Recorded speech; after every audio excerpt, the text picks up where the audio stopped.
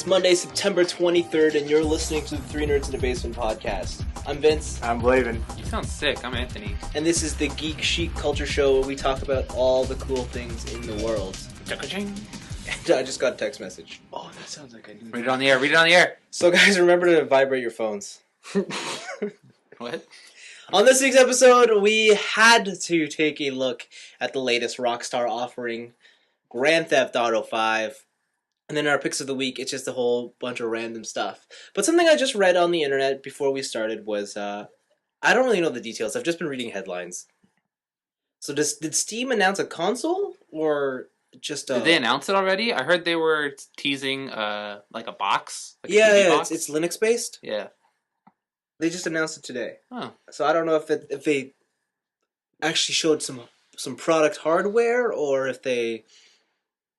Yeah, I'm not too sure. Boom, boom, boom, boom. I honestly think this could either be make or break for the company. Make or break? Aren't Make they or already break. making it? Yeah, but I don't know, man. I don't know if Steam What? will exist in the living room like that. I just don't see it happening. I don't think don't see it that happening. I don't think this is a thing where like if this fails, Steam is done. Yeah. Like They're pretty successful, right? making money hand over fist. Who knows? Gabe is like backstroking in a Scrooge McDuck pile of money. Maybe. It depends how much investment they put into this. I'm just saying this because It's Linux based. Zero. What? What's zero? It's Linux based. It's not expensive. It's free. It's open source. No, I'm just saying how much investment they put into, like... To try and push it. Yeah.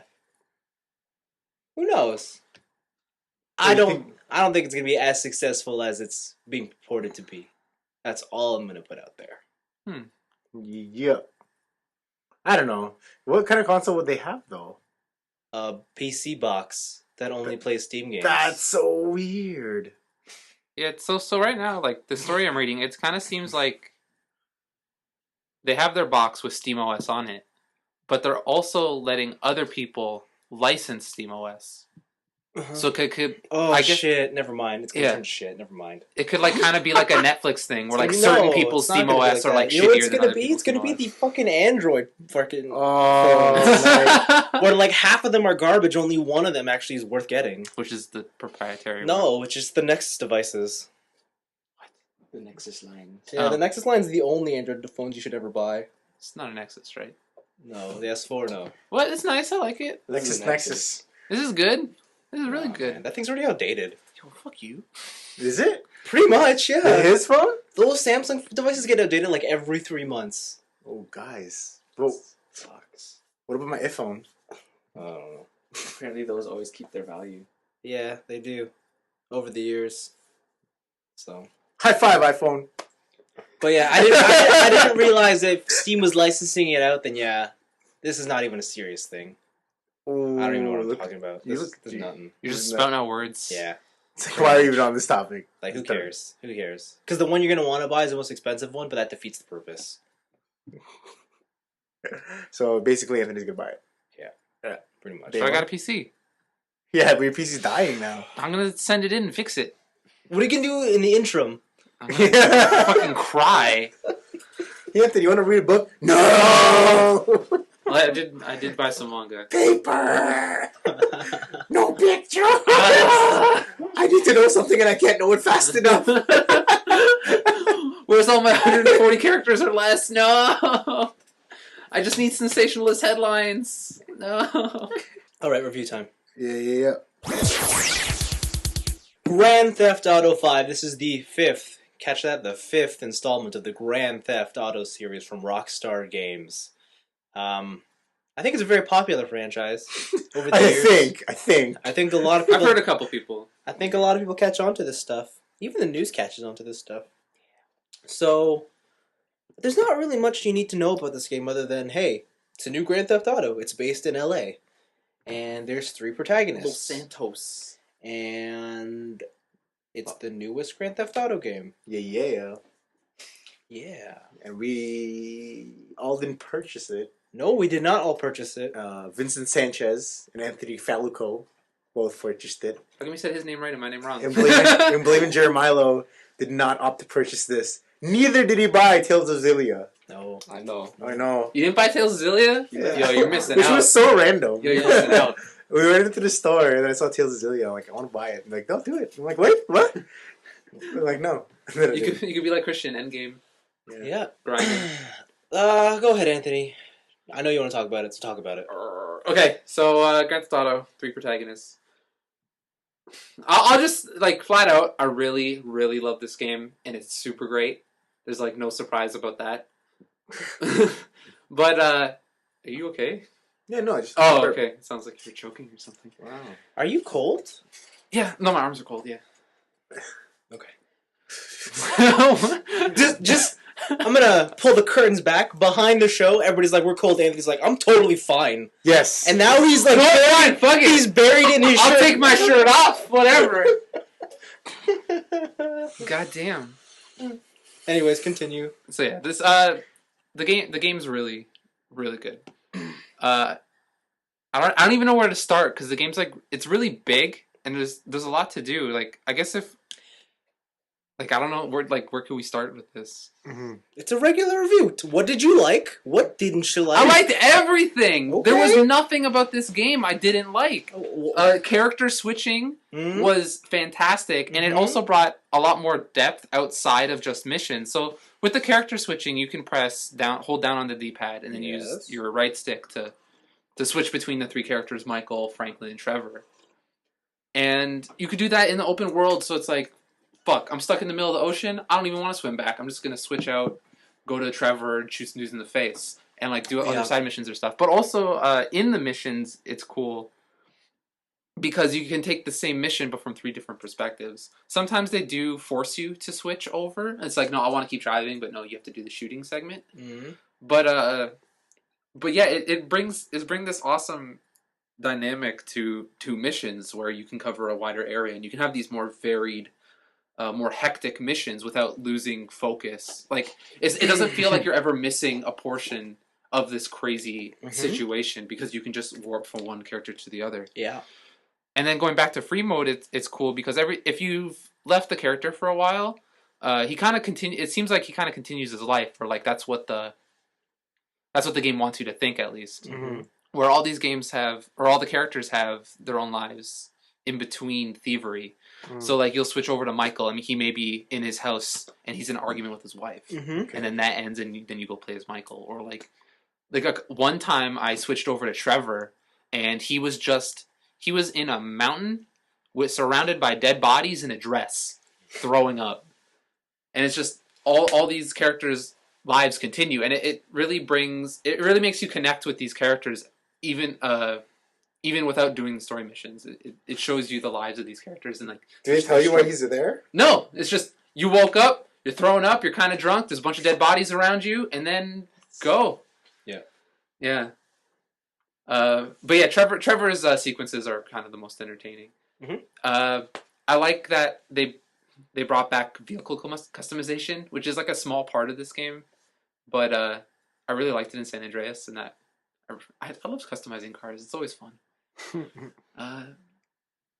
Yeah, man, I don't know, like the writing is fantastic between the 3 characters, the way all their stories intersect, the way they split up the group. It's not always just 1-on-1 or 3-on-3. Sometimes it'll be just Trevor and Hector, or Trevor and Franklin, or it'll be Michael and Franklin, and they split up the group like that. And they just that whole switching mechanic really makes the game. Yep. Mm-hmm. Yeah. And the weird thing I had with this game is... Oh, here we go. It's super awesome, but I was never surprised about it being great. Like, I compare it to BioShock Infinite, where I finished that game, and I couldn't stop talking about it for, like, the next week. Yeah. But with this game, it's like, I finished it, and I loved it, and it was great, and it was, like, probably on par with that, and, like, the biggest blockbusters... But it was just like, I finished it, and it's like, it was kind of a known quantity. Like, this greatness was expected. Oh. Yeah, so I didn't get that, like, holy shit fangasm moment with this game. And, like, it's weird. It doesn't detract from the game. It's just having my level of excitement are still the same. My level of enjoyment is still the same, but my level of excitement is different. Yes. Yeah. Yes. So, yeah, just fantastic. Great. Love it. That's interesting.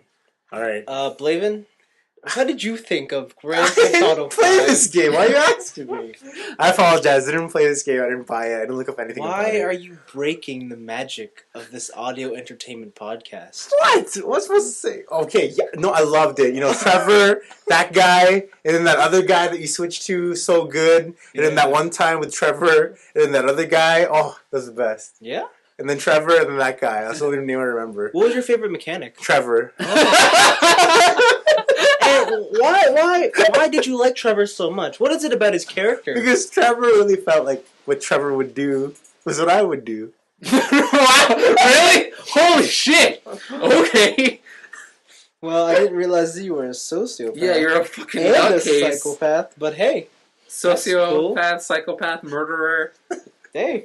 constant drug dealing all the time. Which one was Trevor? He's the bald country guy Okay. who fucking goes on murdering rampages because he's angry. Damn, I thought it was the black guy. No, that's Franklin. That's Frank. That name. Franklin? Yeah. Oh, man. Yeah. Franklin makes me think of Benjamin Franklin, bald guy. Oh, okay. You don't think of money? No. Benjamin right. Franklin's. Yeah. Oh, We yeah. got all these Benjamins. Yeah, They say Benjamins. Benjamins. They don't say Franklins. Oh, right. Well, I guess that would just be name association. Yeah. So you liked it? Yeah, I liked it. I liked the Trevor Mechanic. Trevor Mechanic is good. Did you beat it? No, I'm still at least 20 hours into it. At least 20 hours. At least 20 hours into Oh, it. okay. Yeah. Oh, it's good to hear they're having a great time. Oh, good times, good times. Shit. The one thing I want to add about Franklin is I saw this fucking Reddit post that was hilarious. It was every time it's Franklin and his friend Lamar. Yeah. It's like, this is all great dialogue that I can never repeat in public. Because it's just them dropping N-words every 5 seconds.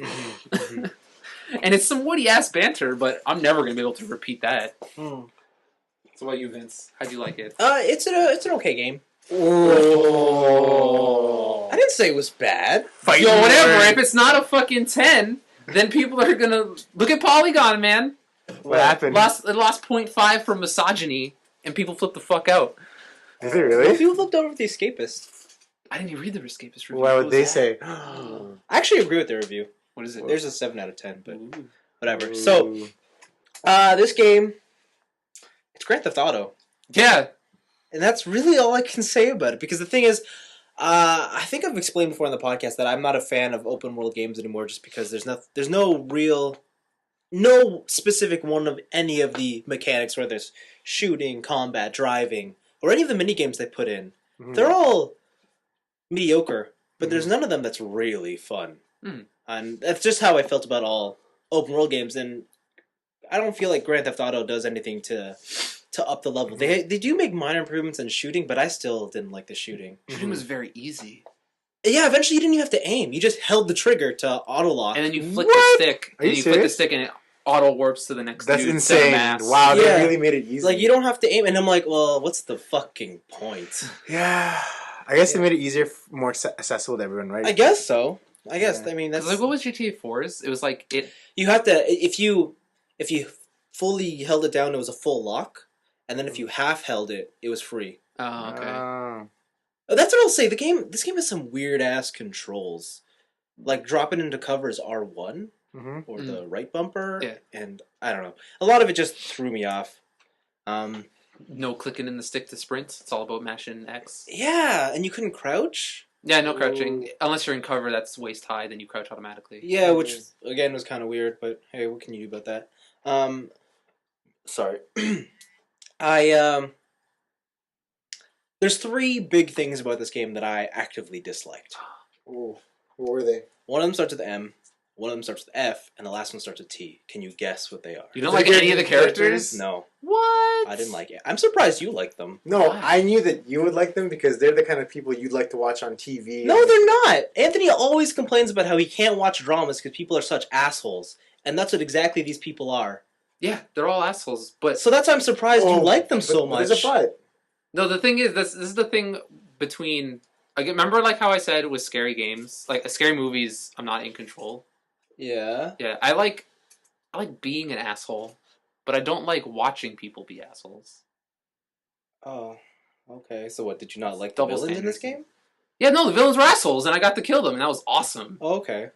Yeah, no, I didn't like any of the characters in this game. Franklin was just, oh god, I feel like I've seen that stereotype forever. And every time you have to play him and he's in like the hood with Young his guy friends, in the hood trying to make it. I'm like, listen, that whole gangster thing is like 15 years old. Let's move on with our lives, people. This is over. Yeah, but that's real life, man. They're all Um, struggling. With Michael, he actually has the most interesting premise, but he's just an asshole. I just didn't care for his style. I'm like, you know what? You lost your family? Good. I hope you never get them back. For me, it was kind of like, I'm glad the family's gone, because I hate the family. I feel like he was responsible for what happened to that family, Mhm. and he deserves it to be left alone. And then when it comes to Trevor, I'm like, oh man, this character is fucking directed at 14-year-old kids who have like ADD, who need high energy, and I'm like, I'm just not that guy anymore, and like I can't do it. Like and the thing is, they're all pinned as anti-heroes, and I love a good anti-hero. Yeah. But like the thing with the Sephiroth. anti-hero, yeah, but the thing with the anti-hero is you need a reason to want to cheer for them, right? Okay. Like for example, Breaking Bad, Walt is a terrible person. He is a terrible person. But there's parts of that show, or there's even parts of his character that a part of you feels like you need to root for. With this game, I felt like there was no point in me wanting to continue the story with them because I never felt like the whole purpose of their lives is we just need more money. And that's it. Like there's nothing else beyond that. Whatever happens, happens. I mean, especially with Frank, I thought it was really annoying. Like they depict that whole like gangster scene as loyalty and friends, and all he wants to do is leave them all behind. You know, he's like Because he wants to make it. yeah, it's not a rags to riches story. It's like no, I'm gonna cut you from my life because I don't need you anymore. Like I've used you enough. I gotta get to the top. And it's like wow, even your best friend, you're gonna just cut him. He's like, yep. It's like, oh, It's ice cold. yeah. And it's like I just don't agree with that. When it comes to the mission structure, I was surprised at how familiar it was to PS2 Grand Theft Auto days. You basically start a mission, you drive all the way across the map to do something, and then you drive all the way back. Oh, I remember those. And it's like, I've been doing this for 10 years. Man, this shit is boring.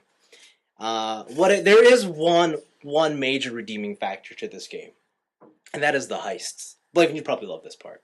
Heists are fantastic. So what you do is you're like, like I said, they want to just get money, right? Yeah. So it's basically, there's whatever. The first heist is probably the best Yeah, one. just open with the jewelry store. Yeah, and it's like you go to the jewelry store and you scout out the place, Yeah. and then from there you put together a plan, and then in the end, there's like two plans that you could choose.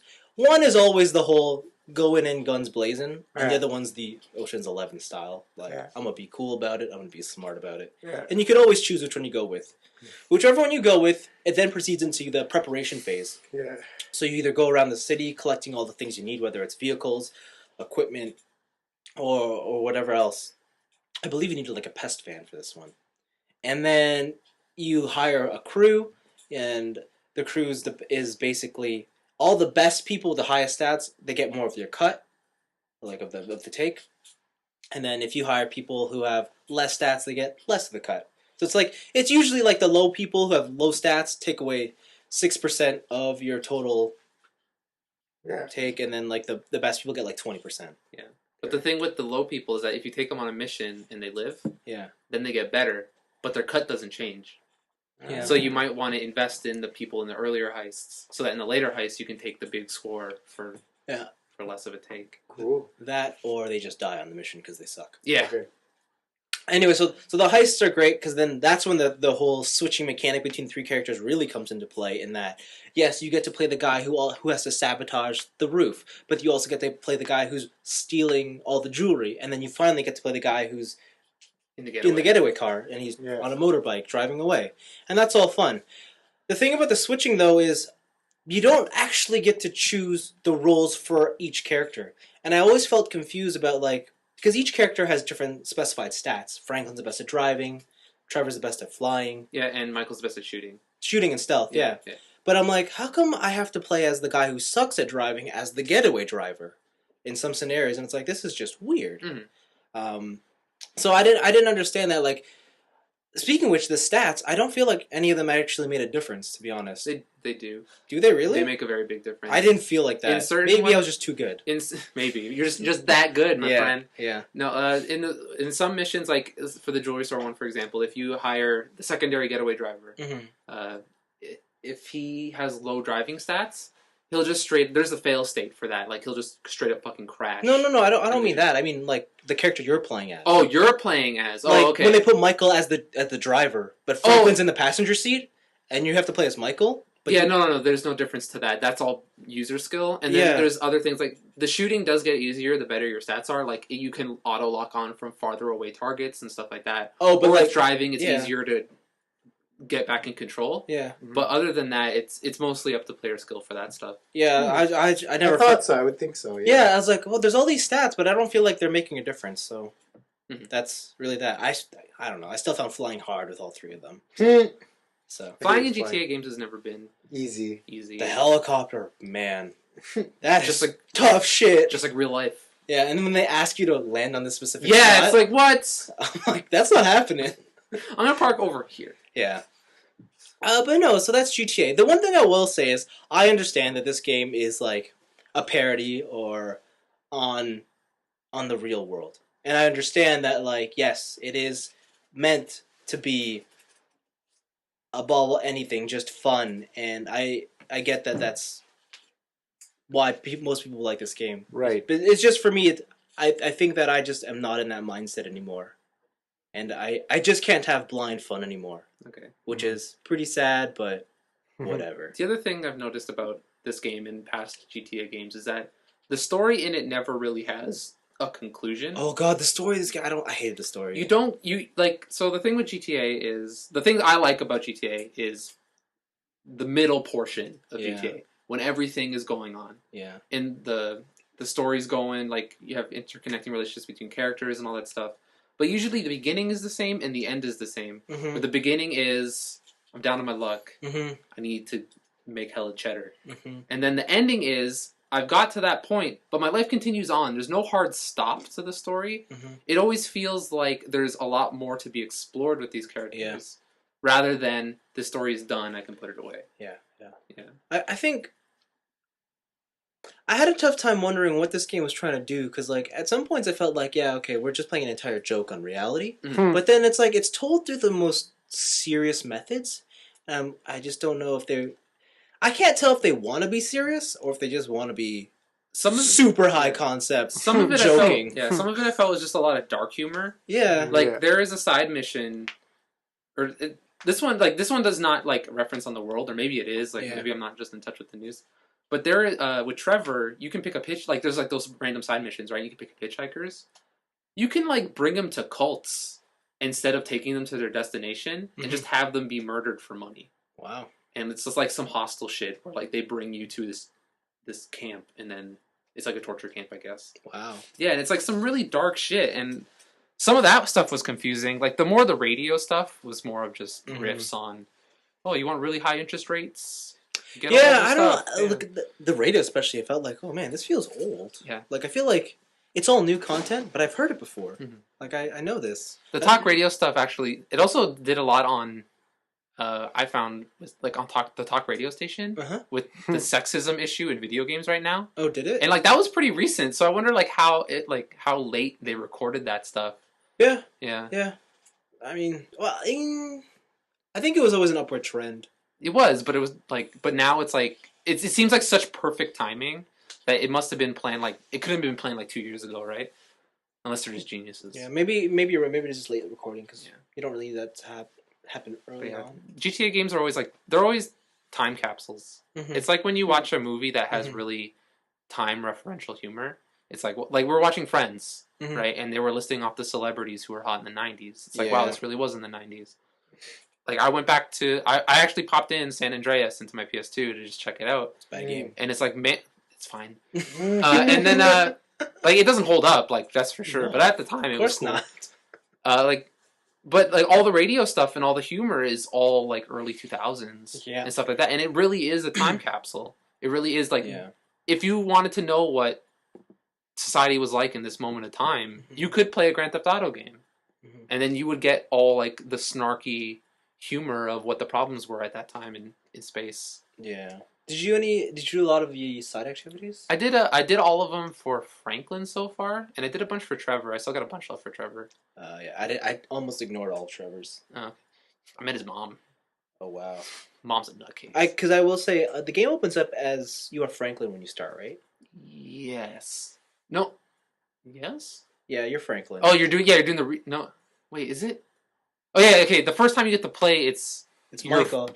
It's Michael. When you first get to play, you're following Michael, but then it's Oh yeah, the quickly heist, switches and then into it switches Franklin. over to Franklin, and then it does their intersecting story stuff Yeah. with the repo. And it jobs. goes on for like a couple hours. Yeah. So then after like 10 hours, you unlock Trevor, right? Yeah. And the minute you unlock Trevor, that's when I was like, okay, I don't like this game anymore. Like, Wow. I almost put the controller down and said, okay, this was a mistake. But then I was like, okay, I'll finish it. I'll give him the benefit of the doubt. I'll go through. I was like, nope, don't like you. Nope, not at all. So, are you going to return the game or what? I already sold it. Wow. Fast. Yeah. Quick turnaround. Yeah. Not even waiting for it online. No. I don't know. What are they going to do? I don't know. At the end of the day, at its core, it's Grand Theft Auto gameplay. Yeah. Right? And That it's- quickly, huh? Interesting. I needed my value, man. No, but god damn. Did you sell it or you traded it? I sold it. Oh wow. Straight up cash money. I needed to put my pre-order down for F1. You literally sold it within like a day. Yeah, like I still have it, but I'm meeting with the guy over in the weekend. All right. Yeah. Jesus. Well, I beat the game. I mean, I don't need it anymore. Yeah. I also got a blimp. Oh, the pre-order. Do you Yeah. use the code and then still trade Yeah. it? I haven't used my code yet. The guy know this? I didn't tell him it was part of it. No. So, This guy. No, you're just as bad as Trevor. yeah, sure, You're a cool guy. sure, Good for you. whatever. It's a video game. It's a video game. It's a video game. It's video It game. works. Yeah. Actually, you know what? That's literally the perfect way to describe Grand Theft Auto. Yeah. It's a video game. Yeah, that's what I thought when I finished. I'm like, that was a video game. It is a very well put together video game. Yeah, maybe I inferred too many thoughts onto it, and maybe that's my fault, but whatever. It's a video game. Grand Theft Auto. It's a video game. We're just aping Giant Bomb right here. Blaven, what do you rate Grand Theft Auto? How many Grand Theft Autos Yes. out of 5 do you give Grand Theft Auto 5? I'll give it a 2.5. Wow. Because I know that he's going to give it a 5. There's no 0.5s in our scale, man. It's And he's only going to give whole. it a 5, and I know you're going to give it a 0. It's Why would I only give it a 0? It's only Just kidding. whole Grand Theft Autos. 2.5 Grand Theft Autos. 3? Which Grand Theft Auto would you give it? The San Andreas? Would you give it a Vice City? Would you give it Grand Theft Auto 3? Probably give it a San Andreas. Oh, I don't know what that means, so Yeah. What is this rating scale? I don't know. I give it 12 bananas out of 5 apples. Like, Alright, what about you? I give it 5. Like, Oh. I think it's fantastic, and I think it's probably one of the best games this year. But I'm still fucking having conflicting arguments with myself Over what? over BioShock Infinite and Last of Us. Oh, I was like, about this game? I'm like, what are you conflicting here? No. Over which game is game of the year? Oh, I see. I can tell you what it is, but What is it? it's Fire Emblem Awakening. It's not, but It's Tomb Raider, but oh, whatever. it's not. It's not Tomb Raider. Oh, it's Tomb Raider. It's not Tomb Raider. Trust me, that's the best playing game this year. Tomb Raider's I give it a 3. Ooh. Yeah, it's a 3. It's like I said, it's not a bad game. I thought it'd be a 3 for you. Yeah, it's not a bad game. It's just another game. It's another Grand Theft Auto game. Cool. But yeah, don't let me discourage you from playing it. I'm sure I'm the single outlier out there. So Apparently not. The Escapist also agrees with you. yeah, probably. Well, what can you do?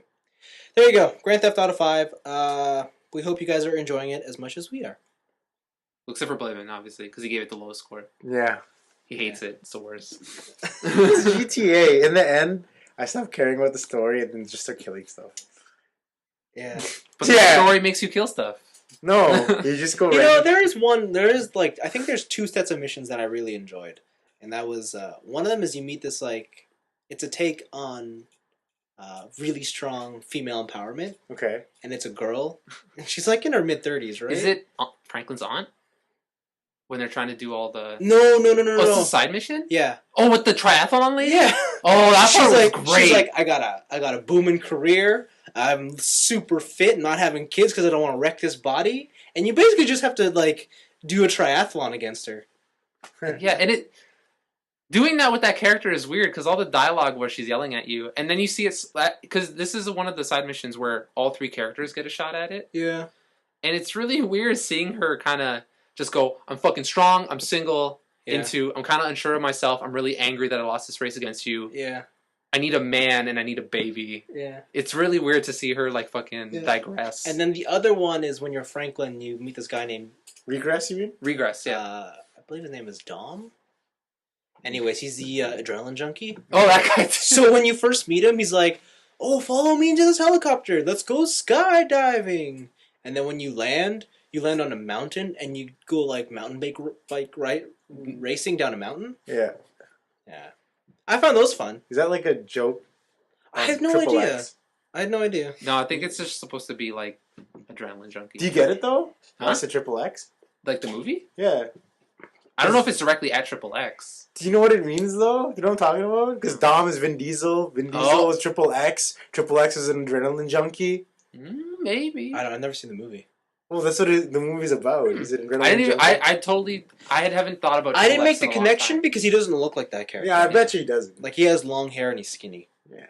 So yeah. Maybe that'd be very culturally on point. No, it wouldn't. No, it wouldn't actually. It's like a couple years out.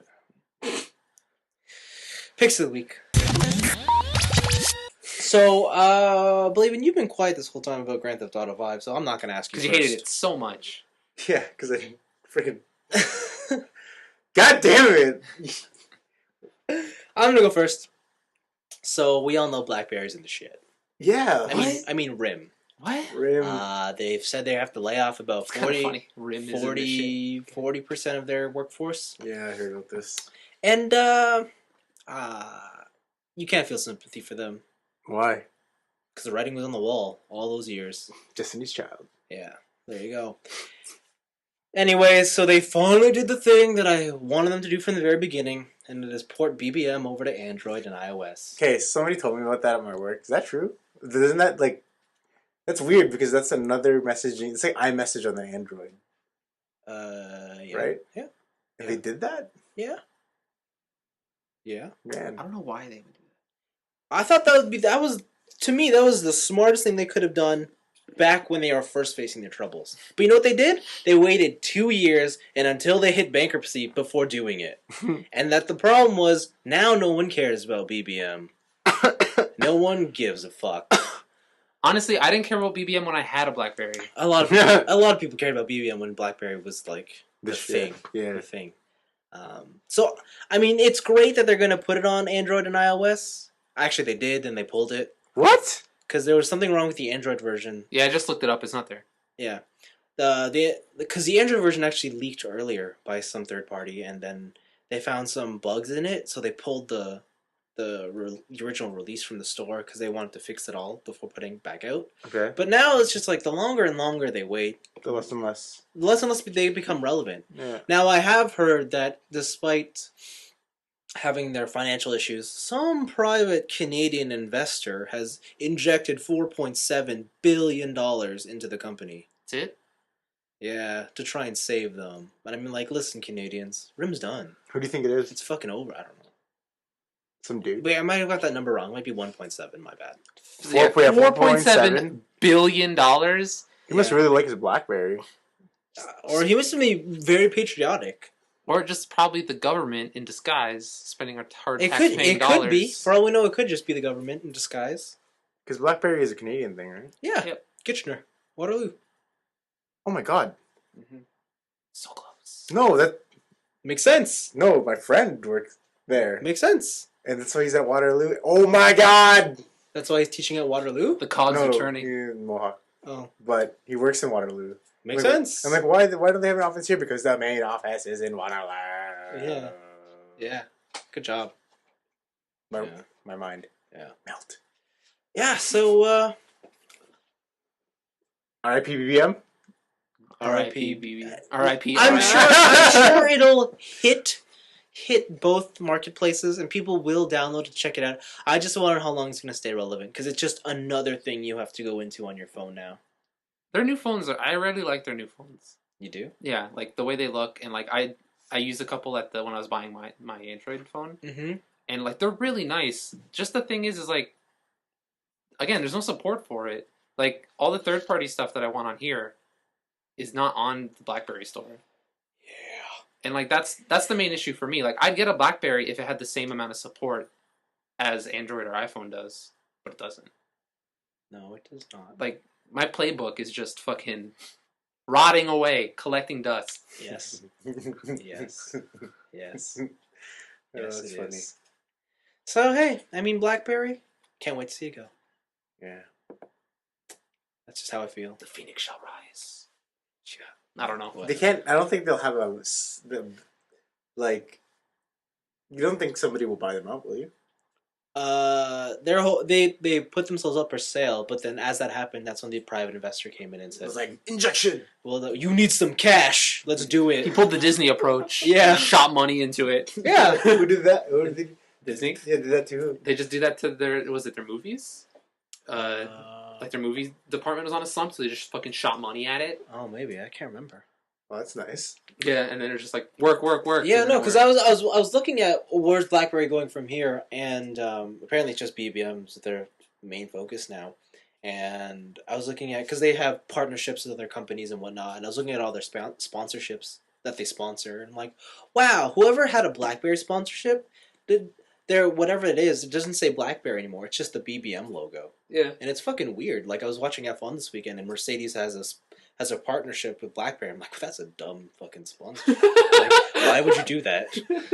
Anyways, their cars used to say BlackBerry on the side, but now they've just taken it all out. And it's just like a square BBM logo. I'm like, that looks fucking stupid. Is it the square with the dots? Yeah, with Oh, the the with dots. the blue shadow behind it. Yeah. Yeah, Oh, that's the BBM logo. I'm like, that looks dumb. It's on your also the car. BlackBerry logo, but The dots are. yeah, the dots are the BlackBerry logo. Yeah, okay. I was like, I'm pretty sure the messaging window isn't, but yeah. No, That's messaging sad. window is not. Yeah, it's sad, but you know what? That's the way of life.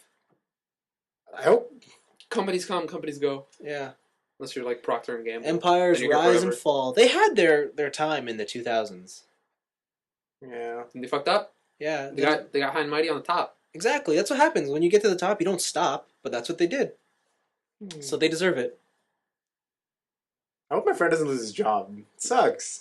You know what? It does suck for all those people who are losing their job, but you know what? The writing was on the wall.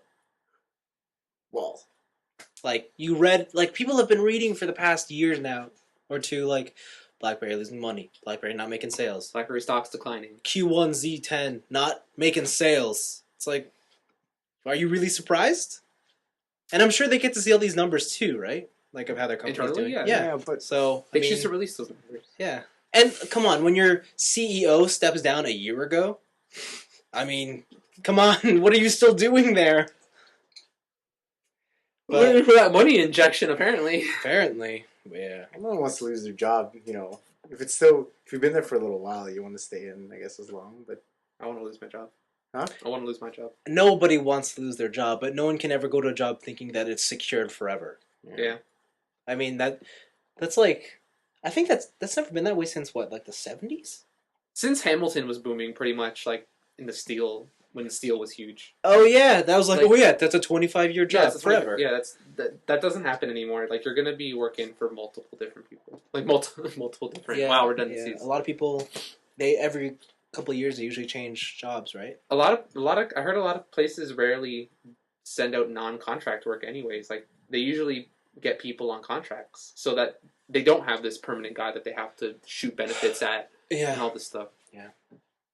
Such is the life that we lead. Yeah. So Blaven, cheer us up. What's your pick of the week? jeez,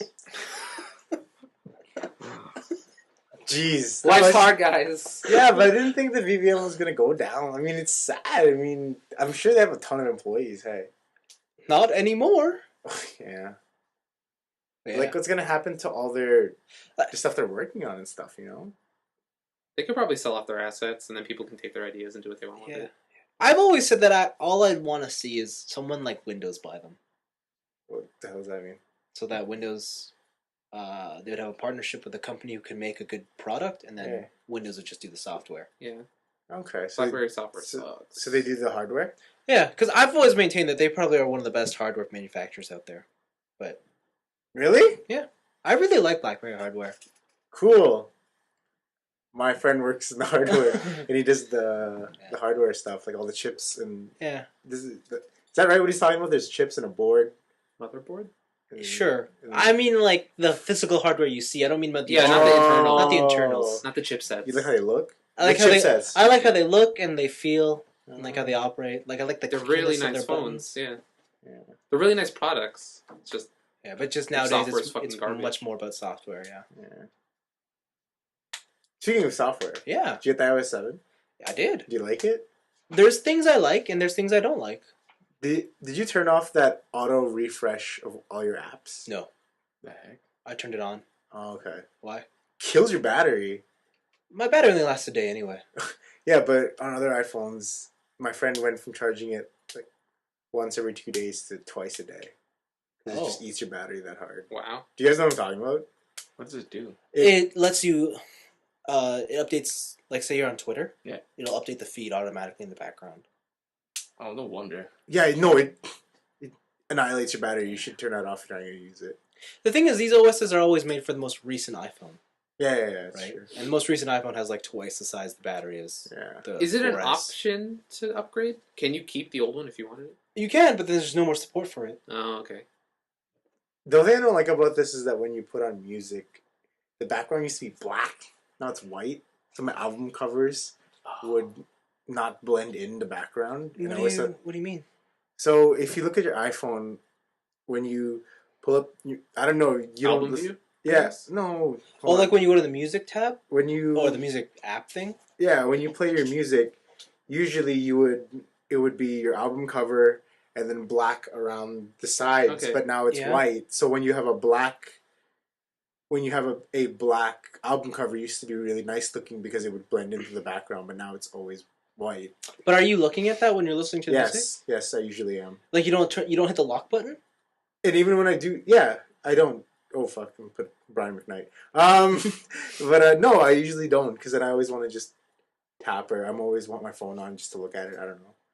I don't usually hit the lock button because that means I would change. I'm one of those people who don't have a playlist all the time. Yeah. I like to switch on the go all the time, and so I always have to go into my phone and change pick my next song Oh. manually. Okay. I'm not one of those playlist type people. Oh no, okay. Yeah, so I'm not the person who just lets it go and then I listen to. I always get tired of a song halfway sometimes. I'm sure you just don't have shuffle and just hit next. But that's the thing. I know what song I want to listen to next. Oh, don't you're want just you a to- choosy dude. Yeah. So that's just for me anyway. Okay. But I still like the black background better. Yeah, I will say I do like the whole black layout versus the new white layout. Okay, thing. yeah. Man, that weather app's sick. Yep. Looks way nicer Yeah. now. There are things. I'm someone who's always liked small things, right? Yeah. The small little changes Apple always makes. Yeah. I almost hate all the small changes Apple has made in iOS 7. That sounds weird, right? But like, Yeah. you know how I like how things are like animated and flashy? Yeah. My God, the animations are too long. Yeah. Oh, right? I just want to get in that app and go, but it's like, nope, gotta do this little zoom pan in. Okay, so everybody I asked, I'm like, do you guys feel like this is slower? Yeah. And they're like, no, it's faster. And it is like, loading pages and stuff, right? Oh yeah. But this is what I mean. This right here is what I Yeah. mean. Yeah. Where when you open it, it's like, hey, wow! And I feel like it's just that little point X slower. Yeah. This is what I mean. Oh man. You and I know you're a sucker for my new details. Yeah. You can feel even the slightest Yeah. disturbance in the force. Yeah. So Yeah. this is Yeah. a thing, right? Mhm. And like I've tried it on the regular iPhone 5s and I'm like, oh, it's faster there, but it's still too long. Yeah, that's what I mean. Oh, I like the new lock screen. Honestly, the only thing I really like about iOS 7 is the swipe from the bottom up. yeah. Because you can control your music. Yeah, that's handy. Then you have your, I don't know, antenna toggles, like your Wi-Fi toggles there. So. Yeah, I like that. I like that too. But yeah, it's okay. And it gives you a flashlight. Yeah, it gives you a flashlight. So I can and light- you can control your brightness. I've had those since like iOS 2. Yeah, but Yeah. Yeah. I like the new lock screen. Should have been there way back then. I know. Could you always access it from the lock screen? What? What? That toggle? That control panel thing? That I don't know. No. Oh, okay. Yeah. Because that's what I really like. You can access that stuff from the lock screen. Oh, Wait, yeah, I can do that. Yeah. Still. I like its functionality. You're right. Yeah. I like the little that little toolbar saves a lot of. Yeah, saves a lot of time. Mm-hmm. Yeah, overall. So So just wanted to throw that in there. But yeah, that's what I mean when I think it's slower. Mm-hmm. When the animations are like Disney style, you know, you Mhm. gotta. Wow, wow, wow. Mm-hmm. It's cool though. And man, the updating tool lies to me. It's like What? 10 minutes to an hour. No, it was 10 minutes to download. I know. Waiting. What were you doing? Just sitting there watching it? Maybe. Maybe the bar was filling up. You Maybe guys it are was- all crazy. You I'm guys are crazy. crazy. I don't know. I watch loading screens and downloading screens sometimes. I saw, okay, this thing went up at like 9 a.m.? Yeah. The whole world shut down trying to update their iPhone. I'm like, what the hell is everybody doing? And they're all like, it's not downloading. Yeah, because we're all doing it at the same time. Because the world is going. And it's gonna blow up stuff. I really like animated loading So screens funny. and like animated downloading screens, like the Nintendo eShop when all the little things drop That's into the fucking present. annoying. Do do do do. I hate it when do, I'm do, forced into a loading that screen and I stuff. can't back out of it. I like it. Oh yeah. I like the animated stuff. Like, the Wii would be awesome if I could go play a game while I was downloading something. Oh. But you don't want to watch Mario bop the bricks? Mario can suck my dick. What? Whoa. It's a little homophobic. But yeah, no. I mean, with the PS3, I love how I can download something and play something at the same time. Mm-hmm. So I don't have to sit there and watch it. Yeah. It's good. It's good shit. Was that your pick of the week? What? No. I This is just- iPhone rants. just never mentioned stuff like this. So I just wanted to. Okay, wait, before you move on to your real pick then, I also want to mention some update in the recent weeks that I haven't liked. Twitter's recent update. These fucking blue lines everywhere. Oh, I hate that shit. Baby. I Yo, hate listen, that baby. shit. Shit's sweet. I hate that. Yo, you want to know why? Why? Is it different than this? What are you doing? This is Twitter. Is it different than that? You said Twitter is. When you fucked get up. replies from someone, does a blue line appear? No. What does that mean? Did you not update? I guess not. Oh. Because I have. You know what I'm talking about, right? Yeah, David? no, and I like that. What? Dude, listen. You're talking to a guy. Oh, I'm gonna shoot you. Listen, you're talking to a guy. Oh, that? No, I love that. That's awesome. I hate that. that. It shows all of the conversation in one place. I hate that. No, it doesn't. If there's more than like 2 replies, it. You just tap in the middle and it goes to the expanded conversation. No, I hate it because say like you tweeted something this morning, right? Yeah. And someone else replied to you now. Now I have to reread your tweet again. Because it moves it back up to the top of my feed to come in line with the person who replied. Oh, I know what you mean. So if I said, "Hey, Vince, I like your hair," and you reply, "Thanks," Anthony goes, "Yeah, I like your hair too." It moves it all the way back up to the top. Yeah, it goes back to the top. All three of us. And so I'm reading redundant information again. Okay, you're talking to a dude Ah. who didn't know that if you click the conversation and you swipe down, it loads the previous messages. Yeah. So I'm always like, man, these things are so disjointed. What are they talking about? I wish I could see the whole Oh. conversation. Oh. No, I can't. Yeah. Okay. I like seeing the whole conversation as well. I'm not that stalker profile, so Hey, I follow my Magic Bros. Yeah. And they talk well, about play by play.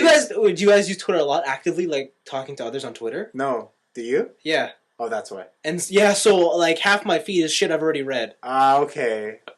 That's because you're an active member of the community. unlike Exactly, me. so it's fucking annoying. I'm just a consumer. Yeah. Like I Yeah, consumers. High five. if you just sitting there stalking everybody you follow every day, then yeah, I get it. It's fine. But if you're like actively like involved in like 25 long message replies, Yeah. it gets redundant as fuck. Damn, you're involved in 25 plus replies. How come you didn't reply to my awesome joke? What joke? My, what's his face? That F1 racer. It must have been that awesome because It you was can't remember so it. awesome. It was awesome. It's like so punny. That's probably why. I don't even remember what I put, honestly. There I we just go. remember I messaged you and you didn't reply. Oh, DeResta. Paul DeResta. The rest Really? sucks. And I was like, I guess he's not as good as the rest of them. Oh, And that's then you why I didn't reply to me. That's why I didn't reply. There you go. Yeah. Blaven, your pick of the week. Cheer us up. My pick of the week is that JoJo's Bizarre Adventure is coming This is out. not gonna cheer us up. It's coming Cheer out to me North up. America. Yeah. But that game wasn't even good. Yeah, I know. Its sales declined, I think, 200% in the first week. And the it's still negative? Like, what happened? no, I don't know. It's something Kotaku put up. I don't know. No. The sales declined so hard because by word of mouth only. Because Famitsu gave it a 10, and they're like, woo! Well, technically, Famitsu gave it 40 out of 40. Yeah, 40 out of 40. But word of mouth said to everyone, listen, this game's shit. It's broken, it's buggy, it doesn't run right. Don't get this game. Characters are broke. And yeah, that's exactly what happened. The price went from $79 to $34 after the first week. Nice. Pretty good game. But it's coming out to North America, and hopefully they fix it. I don't know what they're going to do about the voices because it's all in Japanese. I think they'll just keep them Japanese. Yeah, but is JoJo's not licensed here in America, Yes, right? it is. 3 is Part licensed? D. Yeah, Part Part D. Who owns it? I don't know. I think Viz Media. Whoever makes the manga. Okay, because they might have control over that. All of it? Yeah. But the thing that they had a problem with, I think, was the names. Oh, because it's all licensed with real rock. Yeah, rock bands and real rock bands and clothing brands and stuff. Because there's a one part where they're all named after clothing brands, like Gucci and stuff and Guess. So I don't know. Like one guy's stand is AC/DC. Oh, Yeah. then they might have to like It's do not witty AC/DC. puns on them. The guy's name is ACDC. Oh, the guy's name is AC/DC. Yeah. Yeah. So I don't know how they're gonna do the licensing issue. How they're getting around that because almost all the characters are brand names. Jeez. But yeah, I'm really excited. This game just looks like Flash. It's a lot of flashy stuff, a lot of fun things. But again, the only people who really get a lot of enjoyment out of it are anybody who's watched JoJo. That's how a lot of media is consumed nowadays. Yeah, true say. I guess the only real form of media that's really, for the masses is Magic the Gathering. So Yeah. You were right, Vince. Viz Media does have publishing rights, or you were right? I was gonna Sorry. say. So I'm so used to just saying you're right. You were right, Blaven. That's See? Viz Media. See the respect I get here? Oh shit, Vince is always right. Yeah, it was him. No, Blaven, you were right. Viz Media does own it, but it's only for part 3. That's what I thought. Yeah, they don't have it for JoJo. It's only part 3. I thought so. I thought it was only part 3. That's the only reason why they released part 3, and also because it's more popular. But I remember they were they only had it for one part. And I thought it was weird. Yeah. Okay. There's Yeah. the third. I wonder who it there's is. I wonder who it's gonna be. Maybe Atlas. Oh, it's always Atlas. Atlas. No, man, they're too busy making Sega games now. I'm surprised that wasn't your pick of the week, Anthony. I don't know. It's just depressing. I don't What wanna question happened? Sega bought out Atlas. Sega owns Atlas. Oh, that's a pair made in heaven. Let me specify this. Yo, Sega didn't actually directly buy Atlas. Let's make that they bought their apparent. parent company or whatever. And it wasn't even Sega. It was Sega's parent company Which is that bought Atlas's parent company. whatever. what Sega owns Atlas. what's their parent company? I forget what it's called. No, man, it's over. So wait, why are you so sad about this? Persona 3 is going to be in the next Sega All-Stars kart racing. It's going to be the worst. How do you know this? Because I got sources, man. Just don't buy the game. Why don't you give them the benefit of the doubt? What if they just needed cash to Money. operate as they are? Wait, no, I'm saying Sega's bad. Yeah, Atlas. so I like why Atlas. are you saying Sega is immediately going to make Atlas a bad company? Because it's everything they touch is poison. For all you know, all they're going to do is let them operate on their own and just give them the money they need. No, they won't. They won't do it. And They're going to be hoping like, put for- Sonic in this game somehow, or else. No funding. And they're gonna get proceeds back. Is that what they want? Yeah, That's how publishing works. because Atlas's biggest problem is they don't have money. They don't have money to make money. But they can make money. Yeah. Yeah. Sega's gonna ruin it. I can put Knuckles in it. I think it's great. It's either that or Atlas is gone forever. I'd rather have Atlas be gone forever. What? I'm sure you would. I'd rather have Atlas be gone forever. Okay. Yeah, right. Oh, whatever, buddy. Yeah, right. Yeah. Chaos Emeralds in Persona 5. It's all going downhill. You and Christian were freaking out over this. I saw. It's gonna be the worst. It's bad signs. End of days. Apocalypse. Wait, I don't understand. So, okay. So your argument is that Sega is going to make Atlas go bad.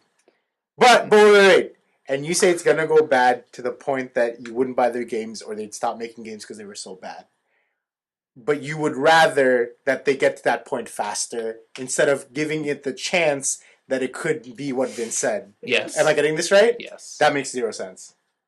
I'd rather. Well, we have it on record. I'd rather them just die in a blaze of glory. We have it on record, so If Atlas makes another game and you buy it, then we're calling you out on it. Well, I gotta see if it's good or not. No, but what if it is good? What are you gonna do? Then I'm gonna eat crow on that shit. I'm gonna be like, listen, Psychic, you fucking published a good game, alright. This is just stupid, right? Am I not the only one who's thinking this is dumb? It's gonna be the worst. It's gonna be the There's worst. no logical way to explain what you're saying. Yeah. Because you just want it to end now, but the end goal of the Sega thing, the end thing that you think will happen is that they end. But there's a chance in the middle, but you won't let them have that chance. You just let them die. No, So you're so wait. There's Am I right? Yeah, Am I- you're okay. right. There's a little bit more to this. I know you're coming from. You're thinking they ruined Sonic, they're gonna ruin Atlas, right? They ruined everything. What's everything? The Virtua Fighter? Did they ruin Yakuza? Yes. Did they? No, Japan. Yeah, that's what I thought. Japan ruined Shut your Yakuza. mouth. Well, no, they did ruin Yakuza because they're not fucking bringing it out over here. No. Main games, they didn't bring out 5. That thing's been out for like a year. I'm sorry. Is the 5. game bad? No, it's just not coming out Dead here. Souls is bad. Numbered Yakuza games are great. What's Dead Souls? That's their spin-off game. That game is garbage. Yeah, but I don't think you can blame Sega for that. That's the developer. But numbered Yakuza games Did are he just say fantastic. no? He just said no. Are fantastic. I love numbered Yakuza games. They're great. All right, Anthony, what's your pick of the week? So I'll say goodbye to Atlas. And no, it's not it. Makes no sense. I've been watching the League of Legends World Championships. Yeah, sure you have. I have. It's like my football, I guess. And this is all pool stages. Yeah. And the cool thing about this, I'll just background on the championship. Yeah. So it's a big worldwide championship. The best teams get flown out to Los Angeles to play or for the chance to win $1 million. This is the same time every year? This is the second one. Yeah, the last year was the first one. If I'm correct. Oh, okay. Was it around this time? Yeah. Okay. Yeah. But they are playing for $1 million. Mm-hmm. And it's a big thing. So, over the weekend or over like the past 2 weeks, the pool stages have been going on. Yeah. And any cheaters? No cheaters. Damn. There's a lot of weird. There's not weird, but the thing about the World Championships is that they play. They're playing obviously against other high level people, right? But they don't play standard games of League. Yeah. Sometimes it's not like 80 the main attack guy and support in the bot lane. Sometimes they switch it up and they just go to the top lane and they 2v1 this. Or like they pick weird team comps. And it's more mind games of team on team rather than what is theoretically good play. Okay. Right? Because they already have those skills pat. And they're already top players all amongst themselves. So it's more of getting in the head of your opponents. Mm-hmm. Right? They're just next leveling your shit. Yeah. And that's fantastic. It's awesome. But the negative side to this... You didn't learn anything. No, is that... Well, that too. But people who play the game are like, yo, did you see that super weird build against this X character? I'm going to do it now because it's so awesome. And it's like, no. The only reason that build worked is because it was this situation and this thing happened. And then it was also because their team comp was this. It's generally not a good thing. Not even that. It's because... They're also super good. Yeah, they're professional players. Yeah, and so the big two teams that really dominated was SKT, and I only know by their abbreviations. I don't remember their full names. It was SKT and OMG, China and Korea, just dominating. I thought Europeans were good. They're okay. A couple of European teams got buys, so they don't have to do the group stages. This first one, so they're even better. So they haven't shown their hand yet. Yeah, they haven't shown their hand. And the fan favorites, TSM, they're the North American favorites. They're crushed. They're the Toronto Maple Leafs of fucking League of Legends. They have this huge fan following. No one talks shit about them, but they suck. And people just buy all the TSM shit and have this like crazy fandom for TSM, but they're garbage. They fucking went 1-7. They're so bad. It was awesome. 1-7? You know, 1-7. When do you stop? When do you like, man? Yeah, when do you just say like, listen, guys, this is.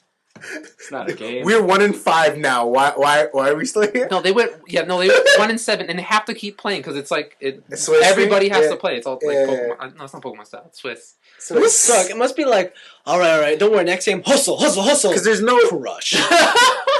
But there is no. Can you imagine how we would have felt like to get to game 5 and losing? Yeah. You already passed the halfway point. Yeah. There is no better record. You lost. It's over. There are some really cool matches that came out of it. The final match between SKT and OMG. OMG at the time was 6-0. And 6-0. Yeah. 6-0. 6-0. Who? No. What is it? No, 7-0. Sorry, it was 7-0, and then OMG was 6-1. So it was like battle of the best, pretty much. And there was this crazy play where this one guy kept hit. So there's this one character called Ari. She's like a spirit fox, like nine-tailed fox type lady, and she shoots out this one projectile. It's a heart, and it charms the character. So they just slowly walk towards you, but they're defenseless while they do it. You can't move, you can't use skills, you can't attack or anything. Oh, that's crazy. So the guy hits 5 in a row on 5 different people, and they decimate the team. They take a tower, they go up to the next tower, take that one. And this is like, usually to take an inner turret, it takes like mid-game, but this is all early game. They're like single-digit levels. And then they go for the base turret. She gets another charm, one by one, just knocking out other people. And they took what is called the inhibitor, which when you take the inhibitor, it spawns super minions. Yeah. Which they're like just fucking, they're like as strong as champions. They got the inhibitor at 11 minutes, which is insane. They, like, at that point, super minions were stronger than champions. And they just dominated OMG, and then they ruined their perfect record. It was pretty crazy. It was fun. But yeah, that's my pick, man. Watch fucking... You watch this all live? Yeah, it's all live. It's all on Twitch. I think there were... At the most I saw was like 300,000 people watching. Wow. At one time. It's crazy. So yeah. It's a lot of people. It's a lot of people. But yeah. I'm surprised it didn't crash Twitch. No, I think they prepared for it. I think they got some extra servers online for that shit. They probably did. Yeah. Had to. But yeah, it was nuts. And it's super fun. It's really entertaining. The casters do a really good job of explaining the game to people. Yep. And explaining what happens on a play-by-play basis, because they have like replay capabilities. Yep. And it's almost like professional sports. They have a commentator's desk. They have the play-by-play recaps. They have other pros on other teams commenting on games throughout the week, and then they have their own picks and stuff. So it's like, the commentators' records are this, and it's like I'm fucking watching the NFL, but it's for League of Legends. Mm-hmm. It's kind of nuts.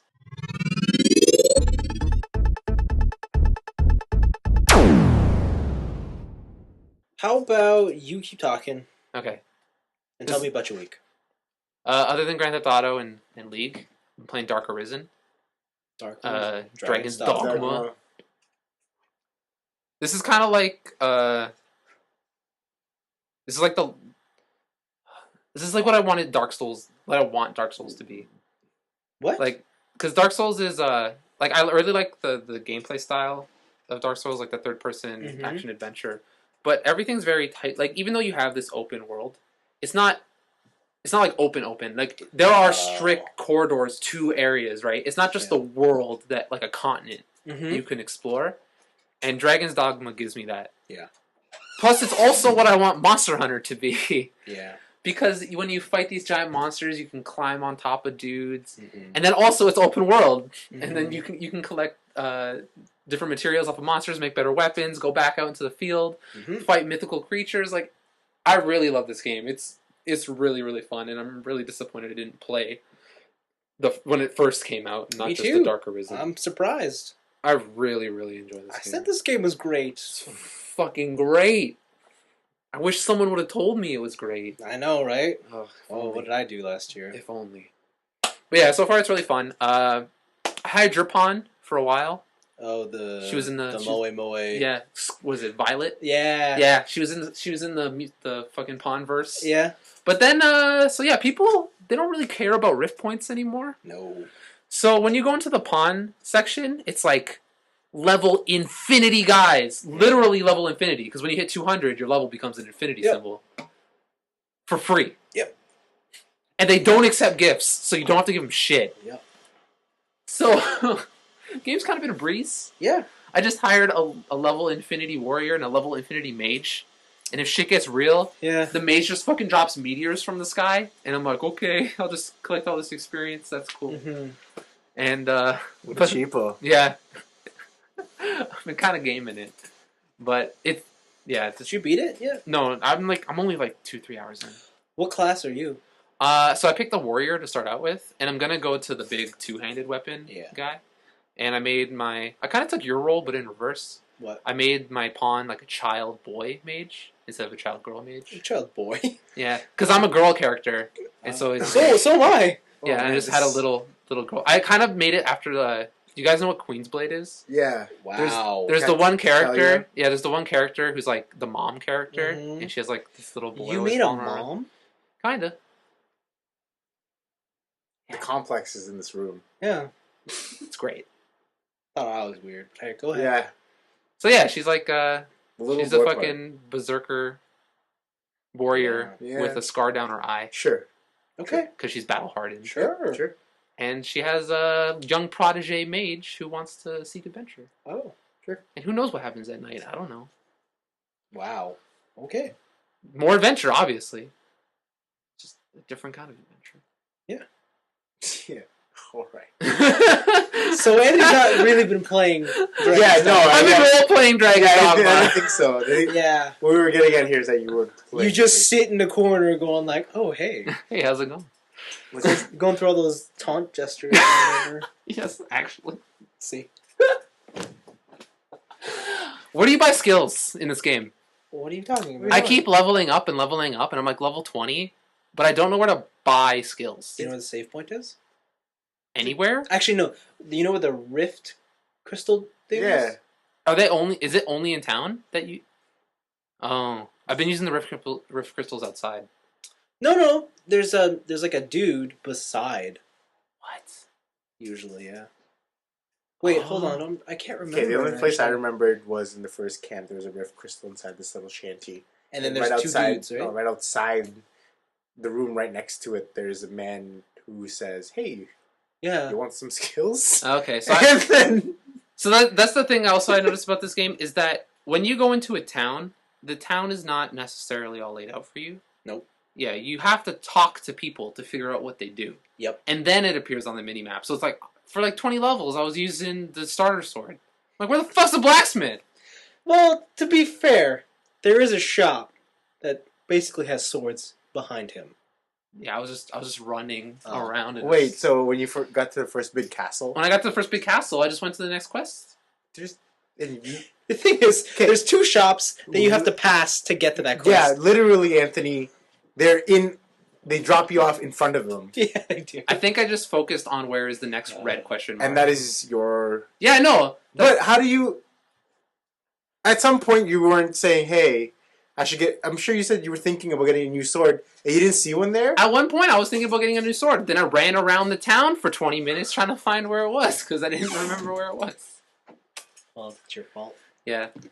And then also the other half of that is I'm playing with level infinity dudes. Yeah. So I don't really need to do anything. That's kind of your fault.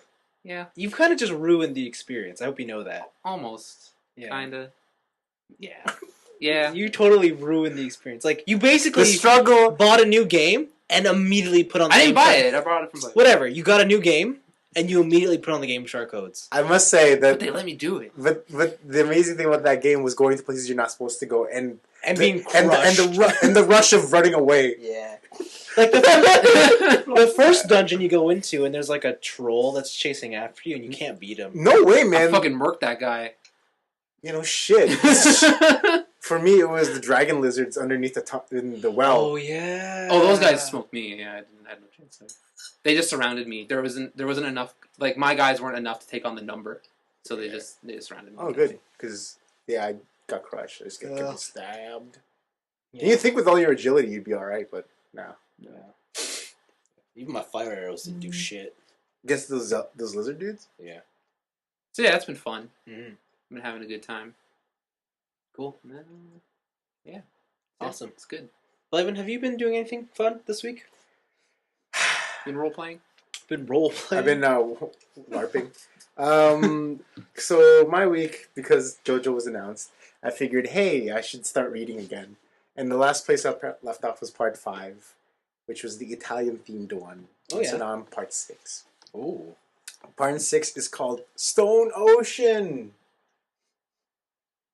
I don't get it. Like, you just did this whole Moses part in the Red Sea thing. How do you part stone? So the reason it's called Stone Ocean is because it takes place in a prison, and the main character makes a comment that the prison is so vast that it looks like a stone ocean. Ooh. So the story about this one is the main protagonist from part 3, arguably the most famous protagonist, Jotaro Kujo, who has that stand that punches really fast and can stop time. His daughter gets wrongly accused of murder for running over a pedestrian with her boyfriend, so she gets put in prison. But when in the prison, strange things are happening, and she has to fight to rescue her dad and other such things. The story's kind of crazy, but it follows the same formula of JoJo. They have an end goal, they have a main baddie, and they have to fight all these different people in this prison, all with different... Well, now they have stands, so they have these physical manifestations of their... Or they have these manifestations of their spirit that they can use to fight, everybody being a little bit different. Okay. So Jolene's power is that she can... Her stand makes her body into string. Like spaghetti? Like, very... It's strong string, so what she can do is she can compact the string, so it's really tough, but then her effective range is only 2 meters, or she can spread the string around, but it gets weaker as it unravels, so that's her ability. So she uses it to, spread, like Spider-Man, spread the string across a room, and whenever it vibrates, she knows where an invisible enemy is, or something like that. Or uses it as a net to catch herself when she's falling backwards and everything. She literally catches herself. Yeah, that's cool. Yeah, and or somebody's punching her in the stomach, but she just unravels her stomach area so that it just goes through. Stuff like that. It's really cool. What always impresses me about JoJo is that they always have ridiculous powers that I could never have thought of in my wildest dreams. Yeah. Ever. So the recent ones that I've seen so far is this old man who uses kung fu and he attacks you using feng shui. Oh. So he attacks you in the luckiest path he can, and puts you in your worst path. So you're always getting unlucky and hurt, and he's always lucky and hitting you. I thought that was really cool. There's another stand called Limp Bizkit. All the stands are named after different bands or songs. Yeah. Limp Bizkit can make not only zombies, invisible zombies. Fucked. Fucked invisible zombies. It's over. God, invisible zombies. Oh, it's so funny. Oh, it's so great. I love watching all these ridiculous things. One guy has a stand called Weather Report, and you can obviously Weather Report. You can obviously know what it does. Oh, okay. Report the weather. No, it makes you can change the weather. He made it rain poison frogs. So like. But, all right. But then you can make thunderstorms around him. It's like, why would you do that? You're just going to get wet. What are some other ridiculous powers that I ran into? What was the guy with the door? No, that's from Steel Ball Run. Oh, okay. Yeah, so... Oh, man, this one guy, he has this ability where his stand punches something, and it stores it in that object, and when he wants to, he releases it. Mm-hmm. So let's say he punches a door, and he keeps the energy in the door. Yeah. You open the door, and he says release it, the hand's going to come out and punch you. Yeah. Because he punched the wall. I was like, oh, that's really cool. They have all these crazy things. But by far, the weirdest one that I've seen, I know this doesn't seem as weird, but to me it's super weird. This girl, her name is Guess, which a lot of the characters are named after clothing brands. Guess, Hermes, Gucci. Yeah. Dolce & Gabbana. So this girl, her stand's name is Kiss, as in this song. Either the song by Prince or the band called Kiss. But she puts a sticker on an object, and it makes a copy of it. And when she rips the sticker off, the objects collide back into one. Yeah. But it leaves a fissure in the object, or it hurts them. So it leaves a permanent damage on it. So if she would like put a sticker on a cup, it would make 2 cups, and she'd rip it off, and the cups would go together, but then there'd be a crack in the cup. Yeah. So you can imagine what it does to people when she just keeps putting it on your head and ripping off the stickers. Mm-hmm. Oh. Or she uses it for herself. She puts a sticker on herself so that somebody punches the other head, and then she rips off the sticker to put her head back together. She takes less damage that way, but she still takes damage from the thing. It's pretty cool. I thought that was super weird. But yeah, all these weird. Yeah, that is weird, right? They have all these crazy powers. So, oh man, it's super exciting to read. I could never think about these kind of. But even the bad guy, the main bad guy, what he does is he makes you into a CD. He takes your memory. Your stand is one CD, and then your memories are another CD. So he's like an album collection of people. That's interesting. And he injects it, and he inserts it into people to give them stand powers. Well, So you can take stand CDs, put it into another person, Yeah. and they have a stand? Yes. What? Yeah. It's nuts. I gotta meet this guy. Well, in Steel Ball Run, somebody turns into a Velociraptor, so I guess. But yeah, no, this show gets crazier and crazier as it goes along. sounds like it. Yeah, it's pretty sweet. Yeah, like when I first started watching JoJo, like the anime, and you Yeah. told me that, there's no way. Like I watched part 1, and I was like, that was fucking insane. That was nuts. And then part 2 happened, and I was like, that was fucking insane. That's nuts. Nothing can ever top this. And I started reading part 3, and the same thing. Yeah. But yeah, no, a thing that I realized from this manga artist anyway is that his characters at the beginning start off very different from how they end up. The main character is very feminine at the beginning for this one, even though she's a girl. But later on, she looks like she's more manly, which is weird, and it happens for a lot of the characters as well. So yeah, they go from androgynous to that's a dude. So yeah, maybe he just gets a different. He has a change of heart, and he's like, oh, okay, we'll make them into a dude or something. But he did make a funny joke in one of his interviews. He said, you know what, guys? Listen, there's a blank piece of paper, right? You know, if you went to your professor in school and said, this is a snowstorm, they get super angry at you. But as a manga artist, you could say, this is a nuclear explosion. This is somebody having a flashback. And people get paid for this shit. It's pretty funny. So he's like well aware, I guess, how absurd some things can be. But yeah, no, I think it's great. So I'm excited. I really want to get to part 7, which is Steel Ball Run. That's the one that's they travel across America in a horseback race. Oh, Except for the one guy. Except for the Indian guy who runs it, because he doesn't need to breathe. Oh, okay. Yeah, he's super fast. wish I had that skill. I know! Not breathing? He is just running next to horses. What a guy. But yeah, no, it looks fun. So yeah. But what I've done with almost all my weekend. Almost. All my weekend was play Magique. Magique. Za Gazuringu. The Gathering. I was playing in the pre-release of Theros. Oh boy. Oh boy!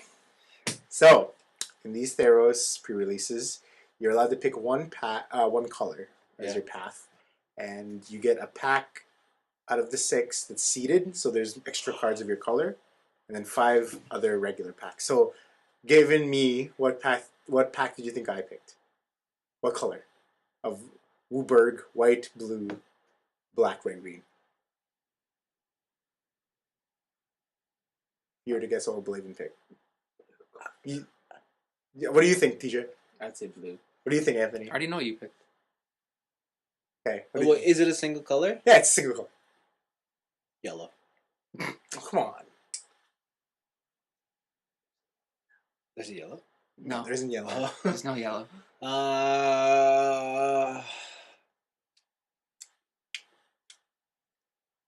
Yeah, I guess it'd be black. I did pick black, Whoa. What the hell? right? You know it's one of my least favorite colors, right? Teach? Interesting. Yeah, I picked black. Hmm. Black. And yeah, didn't do so hot. Got 2 wins, 1 loss, 1 draw. Next day I picked red. 2 wins, 2 losses. One after that, I picked white. 2 wins, 2 losses. Oh. The decks I drafted, the first one was mono black, which was insane, but didn't get there. The next one was red black Minotaurs, all Minotaurs. That was either I won in turn 5 or I lost. So it was super quick. And then the last one was white-red weenies. But I didn't get a lot of good cards that were supporting it, but that's all. Because it's 5 random packs, right? Yeah. So what I learned from the end of it is that no matter what color you pick, it doesn't matter anymore. Yeah. Because you could get, sure, 5 black cards in your first pack.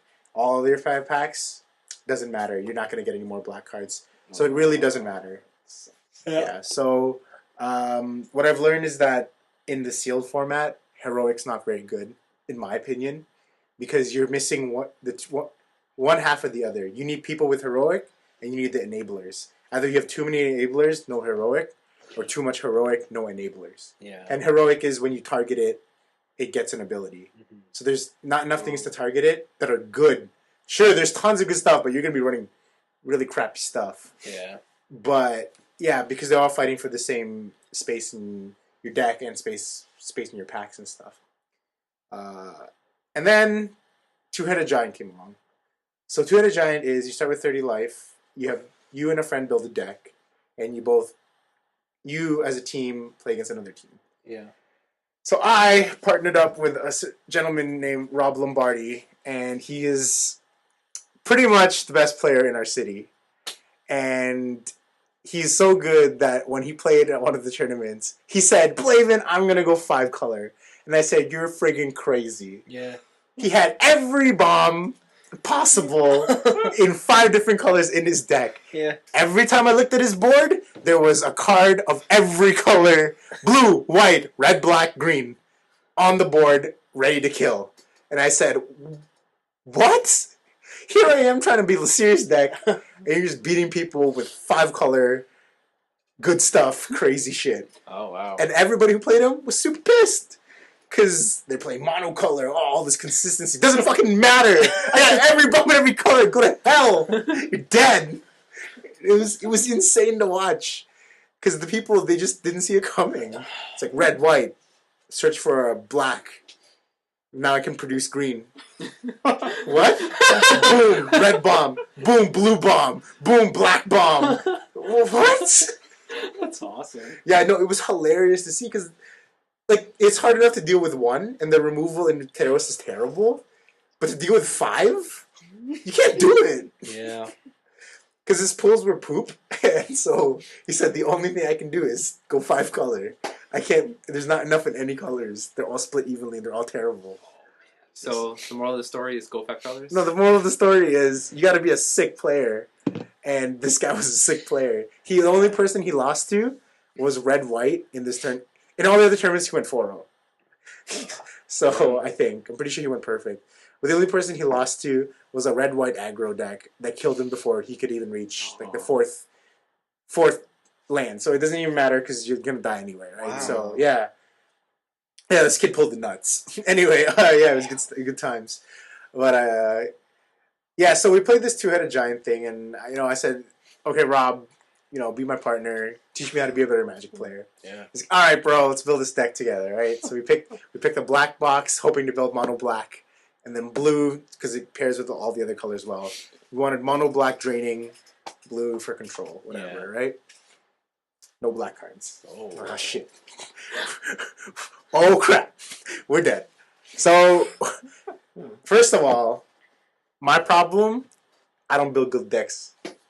So he put up he spread out all the cards and he spread them out by color and by mana cost and threw all the unplayables in another pile.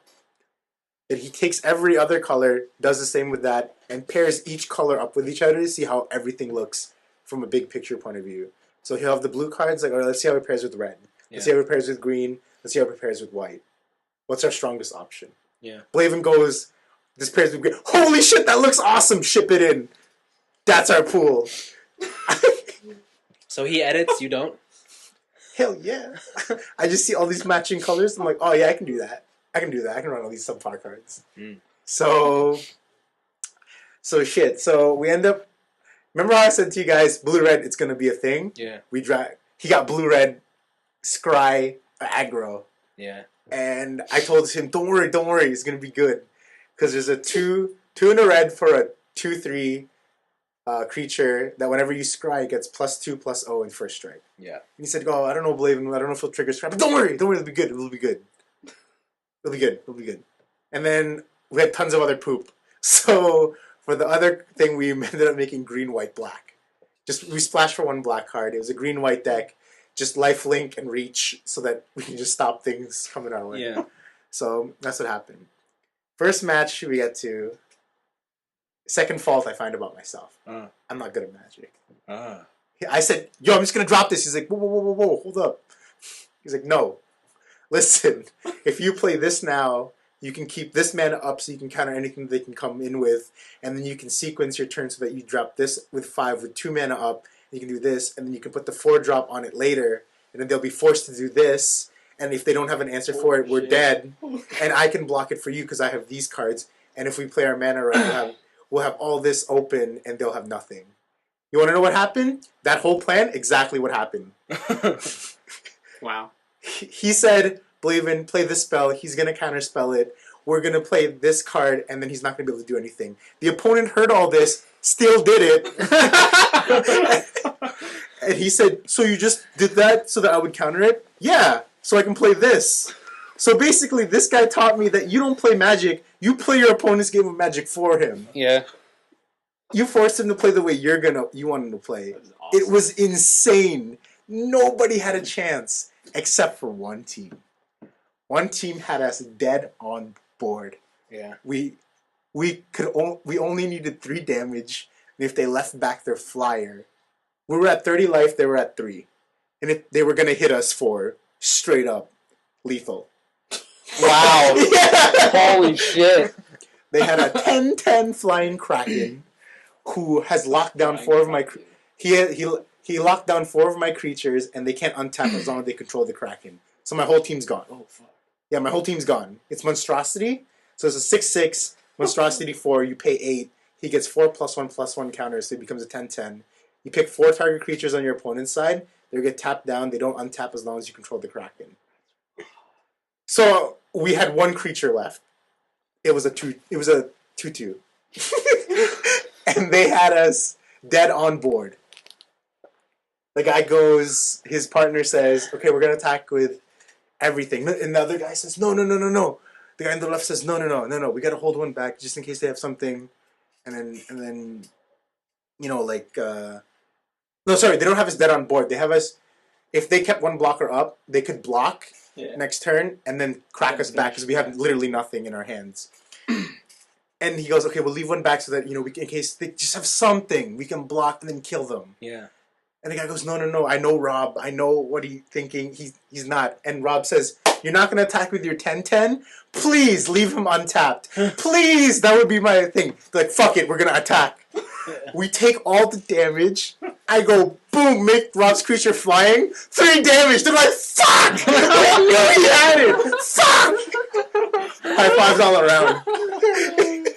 And then we showed them our cards and we were dead. And then they're just like, "Fuck! Fuck!" Fucking mind games them. It was That was hot. insane. He also told them we lost our first match, and we didn't, and that's also made them play differently. And I was like, I'm too not mean for this. Yo, you gotta have a heart of ice, man. Yo, The heart of ice. Yeah, it was insane. Like all the plays he were making were 3 steps ahead of what I was thinking, and the way he even made me tap my mana, like I'm leaving up.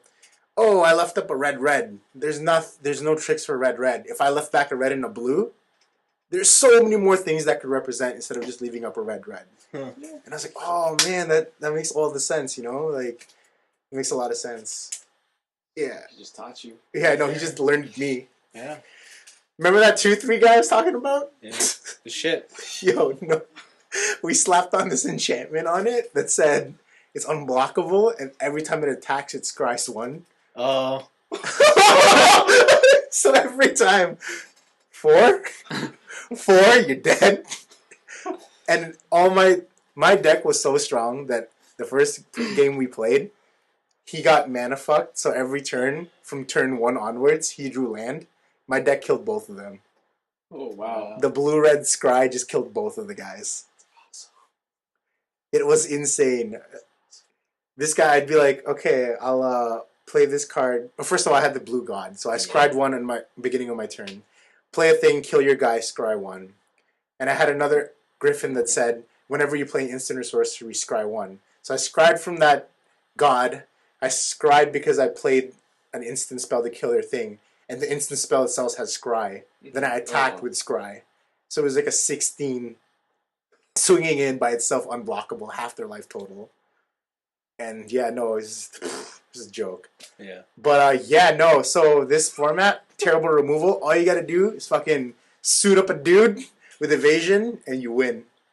That's awesome. Tron! You just Tron it up, and just So I didn't win any packs, except for that night. Because we went 5-0. Wow. Nice. Yeah, this guy is a legend. This guy's insane. The opponents had no chance. I'm like, Rob, that's bad, right? They have a 6-5. I don't fucking care about a 6-5, Blaven. I don't fucking care about that. Double block that shit. I don't give a shit. You're dead. And they're just like, oh, we're dead. So we're dead, right? He's like, yeah, you're dead. I was like, whoa, your composure is insane. You gotta be more like him. Yo, no, I know. This guy just takes it down. But yeah, no, just after playing with him, I just realized that I play terrible, and I build terrible decks. And I'm not as competitive as I thought it was. I still get excited about combo wombo shit all the time. So should I take consistency or combo wombo? And I'm already taking the combo wombo card and passing the pack along. So yeah, so hopefully this weekend I'll redeem myself when I pre-release again and I draft with you guys. Gotta get some discipline in me. Yeah. I think one game I moved down to 4 and I won. Cool. Just drew gas. Yeah, it's pretty cool. But yeah, no, it was a fun release weekend. I didn't have to pay for half my drafts because I traded in a lot of cards, so that was fun. Wow. And, I opened up some pretty sweet stuff, and I'm glad that I did because then I would have been really upset because I spent all that and not opened up anything good. Nice. So, yeah. So tips and tricks for people out there: enchantment removal, totally main deckable. Counter spells, also totally main deckable.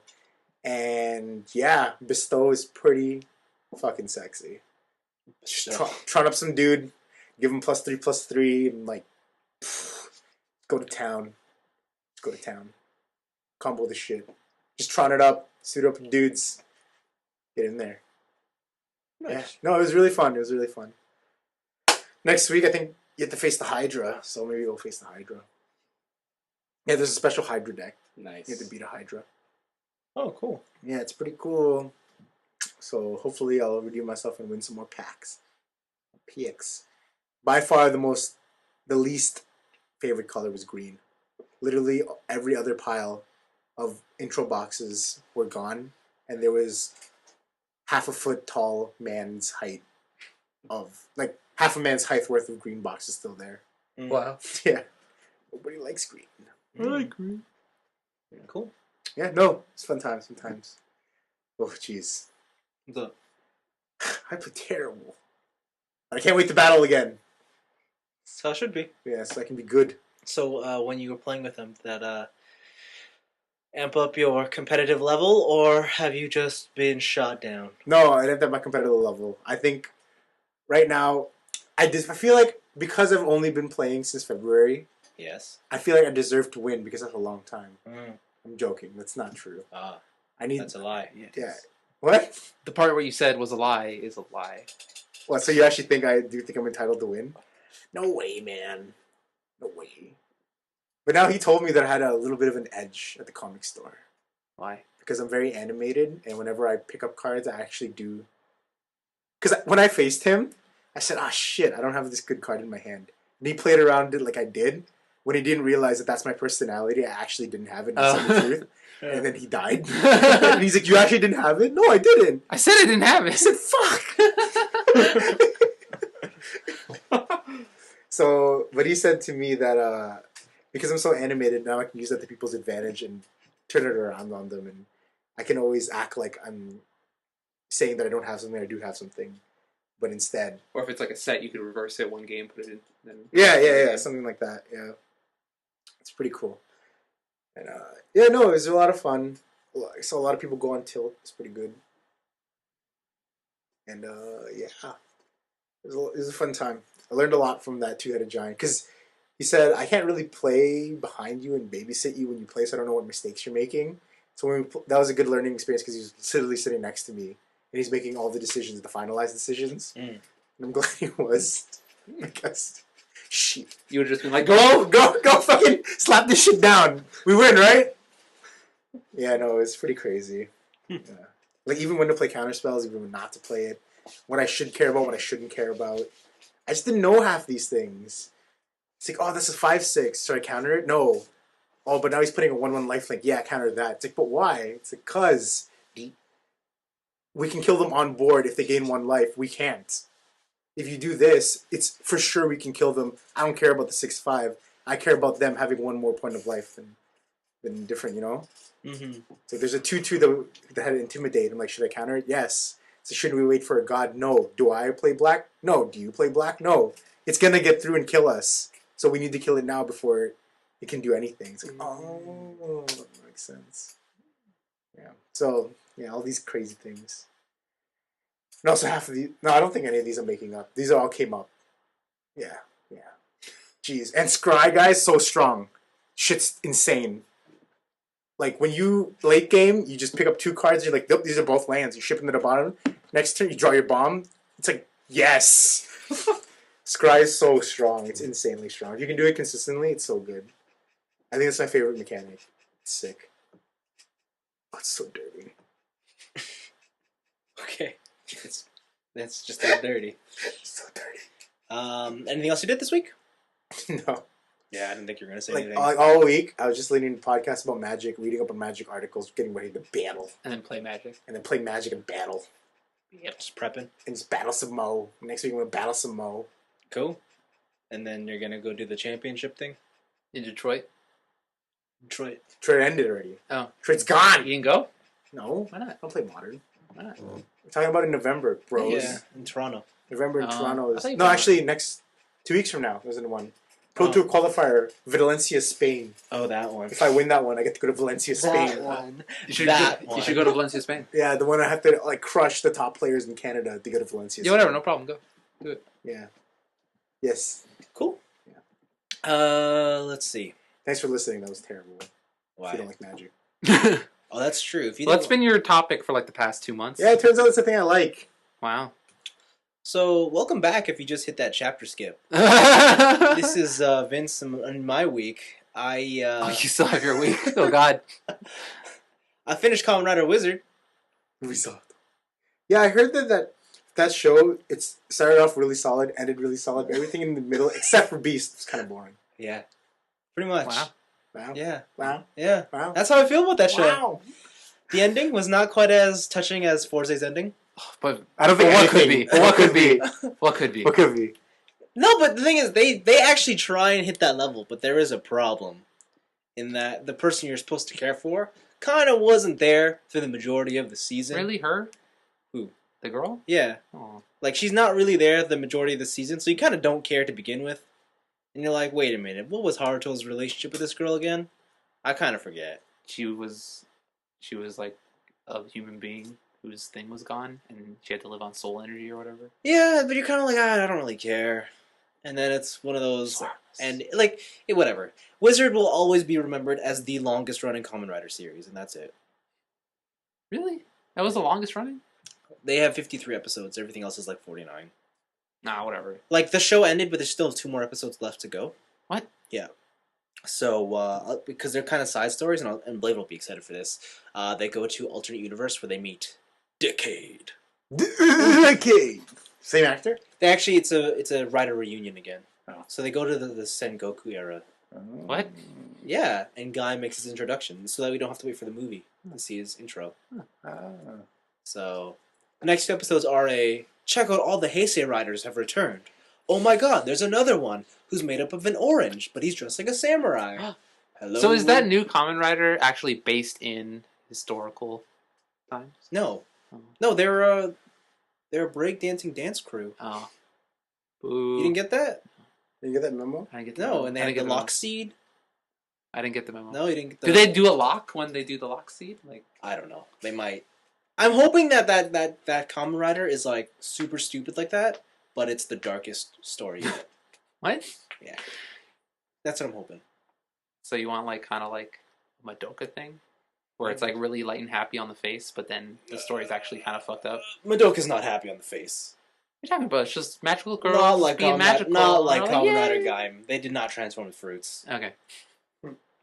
So yeah, that's Kamen Rider Wizard. It was okay. It was whatever. Kind of disappointed how boring it ended up being. That show had so much promise. Yeah. Oh well. Then I played F-Zero GX. Yeah. For the GameCube. All right. And that's the best racing game ever. All right. And that's really Well, it. I guess. I mean, Who do you pick? I say it's You pick Jack X Falcon? Combat Racing, but whatever. Captain Falcon? Yeah. At the beginning until I unlock everybody else. Yeah. Who do you use? Who's your main? What's her face? I thought it was a big girl. Is it the blonde girl? No, I forget her ship name.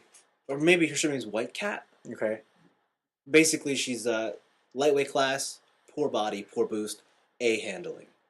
Ah. And then I just set... Because I forgot in F-Zero, you can choose before the race to set your car to max acceleration or max top speed. So I set her to max top speed. Oh. So then I have super high speed, and because my handling's so great, I never hit a wall. So I don't have to worry about... It's like, I don't ever have to worry about slowing down. I forgot that your boost is your life, and then you explode. And So you have to hit the boost panels? yeah. Oh, okay. No, I mean, like, you know when you hit the boost button? Yeah. That's also your life bar. Oh, I didn't know It's that. like If you run out. Yeah. So, but that's like, your boost bar is your armor bar. So if you get hit, Doesn't Wipeout have something like that? Wipeout, no. Wipeout doesn't have a boost. Right. I think it's something else. Yeah, so, yeah, F-Zero GX is really good. It's really hard.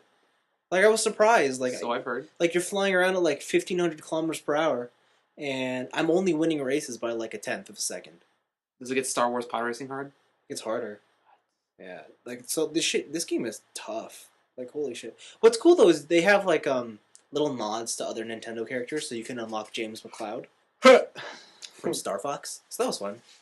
But that's really what I've been doing my week. Nothing really else. I mean, it was mostly Grand Theft Auto. How'd you like watching cars be set on fire? I feel sorry for that Australian man. He announces his retirement, and suddenly his car is blowing up. It's a Who is sign. this? It's a sign. Mark Webber. Mark Webber! He's such a cool dude, though. I wish he was staying F1, but he's too old. Oh well. I'm sad. Hey, Sebastian Vettel wins again. Oh wow! Welcome to Formula surprise. And I think that's it. That's it for the show. Yes. That's everything. We hope you guys enjoyed our talks about Grand Theft Auto, Magic. software updates, and Magic the Gathering. Come back next week when we talk about Magic the Gathering. Probably. Probably. I Oh wouldn't doubt yeah, it. shit. We are talking about Magic the No, we Gathering have a next week. special guest next week. To talk about Magic She's the talking about Gathering. Magic the Gathering too? No, she's not worrying about Magic the Gathering. We're talking about Magic the Gathering. she gonna We're draft not with gonna- us? No, she's not going to draft with us. She should draft with us. She should draft this. Yeah, she should draft. Wait, hold on. Is she really coming next week? Yes, she's really coming. Really? I feel like I've been hearing this for the past month. we have been hearing it for the past Or month. That's two. actually what we've been hearing. Yes. Yeah. No, she told me today to remind you that she's coming on. She hopes you don't forget that she's coming on. Well, I guess she better be prepared for Magic the Gathering. So she's No, she's just not ready. tell her to come over on Saturday. We'll draft and then No. she'll be ready. No, she's not going to talk about Magic the Gathering. She's gonna be part of the She's review. probably going to tell you guys about how terrible I am at work because all I do is listen to Magic the Gathering podcasts. That's not interesting It's radio okay, at all. I got an interesting topic we can Yeah. talk about. Well, she has her picks of the week and everything. She wants to pick a week and everything. Do we have to ask her what she's been doing too? Maybe, I don't know. Damn. She's excited. Damn it. Such a sexist. God. She's excited. And also my British friend's excited too because he wants to talk about all the games he's been making for the iOS. So we're just an advertisement What? No. pod for him. When did we sell out, guys? Yeah, what are we doing? It's all because of Blaven? This is the worst. When did we sell out? We don't even have ads yet. Like what the fuck? What's up with this free promotion? Yeah, we're not even getting paid for this shit. He's not promoting. He's just a video gamer you'd like to be on. But he said he wants He's to talk British. about all of his games. That's what they all say. Okay? And then they'll be like, "Yo, quick plug! Buy all my games on iOS, please. Thanks, they're only $1." And But he says it all in a British accent. what? Is this girl also starting up a makeup company? Like, does she need us to promote like eyeliner and shit too? Does she have a clothing brand? Like, No comment. damn it! Fuck! We better be getting. All right, get ready for 2 weeks of selling out. All right, come back to the 3 Nerds in the Basement where we sell you something. Ugh.